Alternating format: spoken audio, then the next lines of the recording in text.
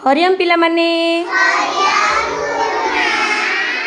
आजिर भाषा विकास कालांश आस छवि देखी कहिबा बहिर वन्य पशु पाठटी को पढ़िबा।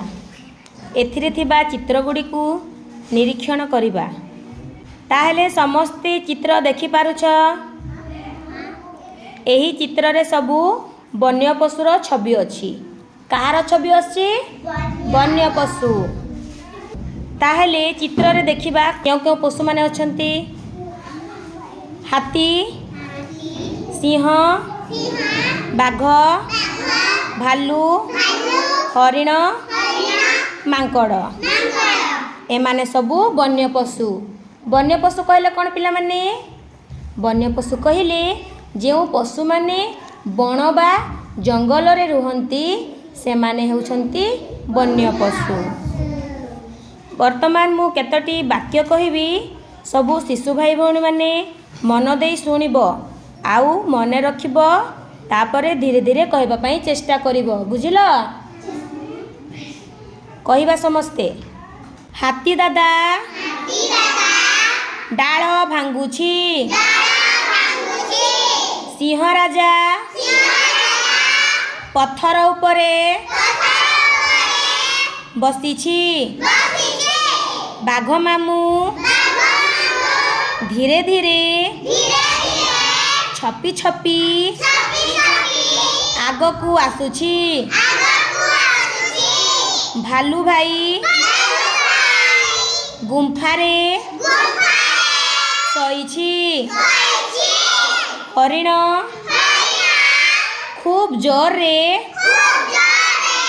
डिया मारुछि। मांकड़ गछ डाल रे बसिछि।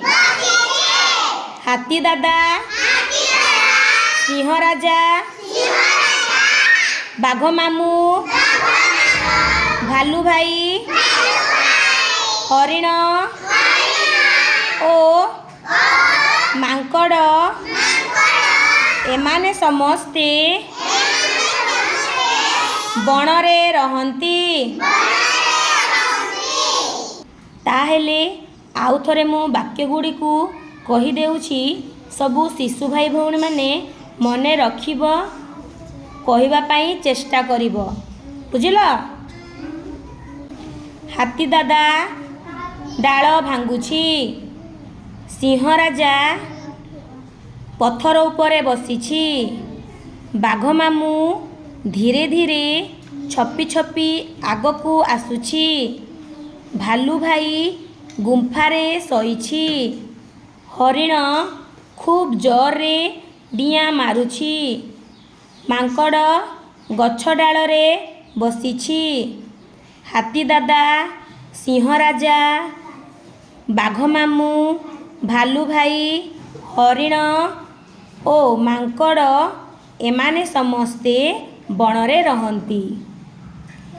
ए जेउ पशुपक्षी माने थांती ताकू आमे जदि किछि संपर्कर शब्द माध्यम रे जोड़िबा ताहेले तांको प्रति आमर आत्मीयता आसे। एणु हाथी दादा बाघ मामू भालू भाई एहिपरि कुहा जाइछि। समस्त अभिभावक अभिभाविका माननकु अनुरोध शिशु भाई भौणी को एही वाक्य गुड़िक कहिबा पई अभ्यास कराइबे। धन्यवाद।